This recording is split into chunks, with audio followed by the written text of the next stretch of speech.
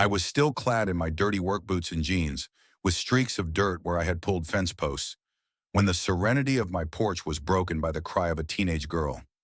"You are not invited. Get off the property before I call security," she shrieked, pointing a manicured finger at me like a weapon. She was accompanied by 3 girls in crop tops and large sunglasses, like they'd all just exited a reality show tryout. "Leave," she ordered. "My mom tells me that this is our day today."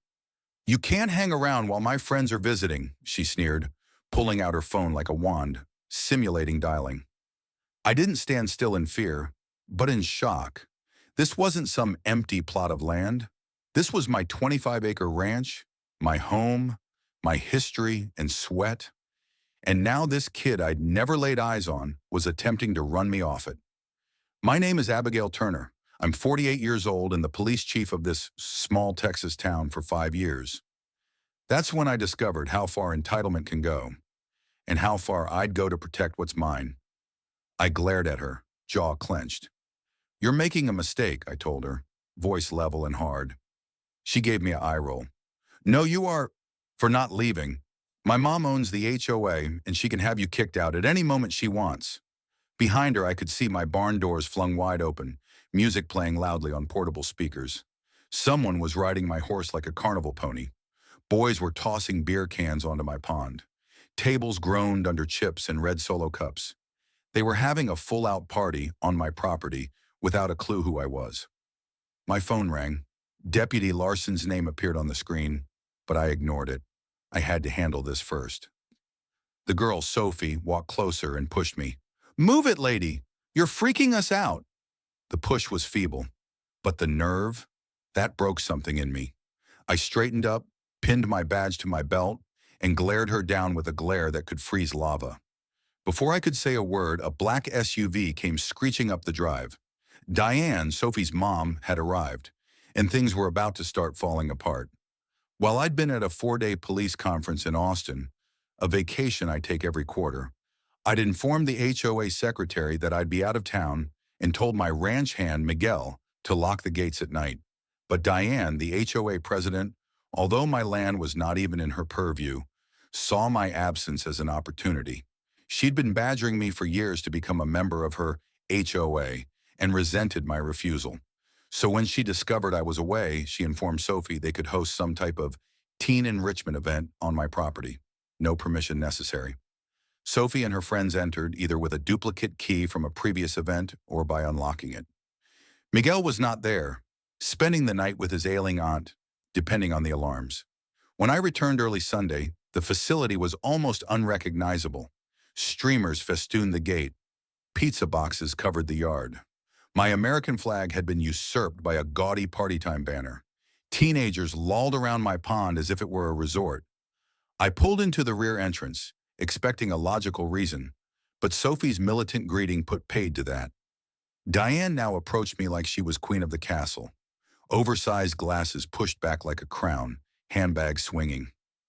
"Well, Abigail, you're home early," she effused with saccharine sweetness. "I returned to a party I never sanctioned," I said, arms crossed.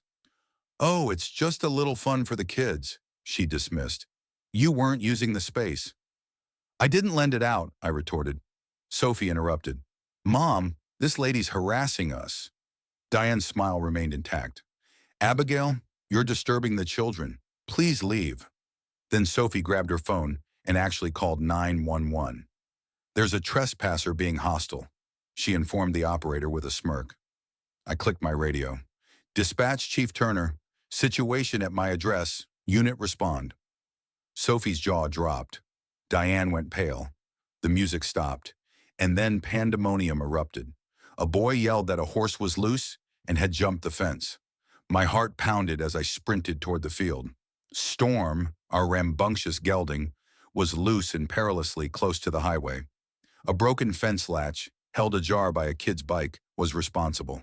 "Storm's close to County Road 7, I called on the radio. "Animal control standing by." I whistled. "Easy, boy." Storm stood still until a yelling teenager frightened him once more. He darted onto the road in a straight line. A pickup came racing toward him. I signaled wildly. The driver hit the brakes just in time. Storm cut back toward pasture, finally coming to a stop. Miguel arrived panting. "Chief, I'm here." We managed to get Storm tied up just as Deputy Larson arrived. "Chief, what's up?" "Trespassing, damage to property, livestock in jeopardy," I replied. Diane hurried over. "Officer, this is a miscommunication. I'm the HOA president." Larson interrupted her. "This is the chief's private." A note left behind. "We take what we want. Thanks, HOA girls. My dad's legacy. 50 years old. Priceless." And they took it. I confronted Diane in the patrol car. "Your daughter's name was on the note," Sophie sobbed. "I didn't write it.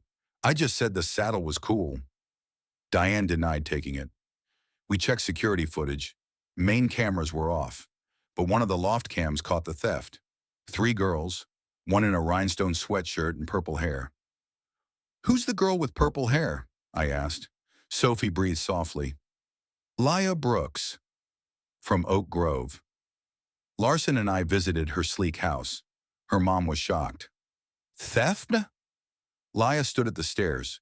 A gym bag on the floor beside her contained the saddle, scuffed. "I thought it was a prop," she wept. "Sophie told me it was okay." Her mom pleaded clemency. 4 hours to return it, or I press charges, I told her, "and let your friends know. My ranch is not a playground." And then an unknown number sent me a text. "Think it's over." HOA girls stick together. I tracked the burner. Sophie had been in touch with Tracy Vaughn, HOA VP and Diane's buddy. "Make sure Abigail's gone for the yacht party," one of the texts home stated. Drone footage later emerged throwing caption, "She thought we were done. Party starting." The drone was launched from Tracy's lawn. Teens hatched a green dye prank. Then arrived a package containing green dye and an HOA warning. Excessive lawn domination.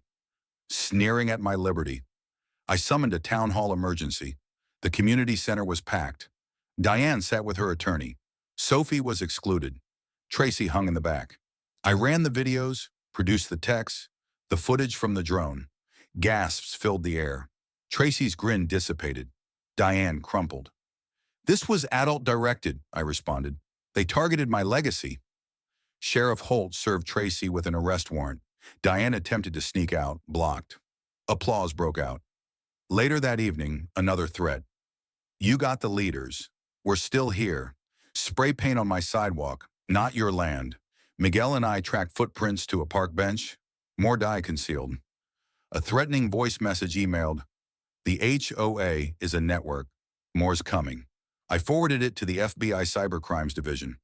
2 days passed and I conducted a meeting under the banner, "A community is built, not taken." "I'm Abigail Turner," I explained to the crowd, "chief and steward of this land.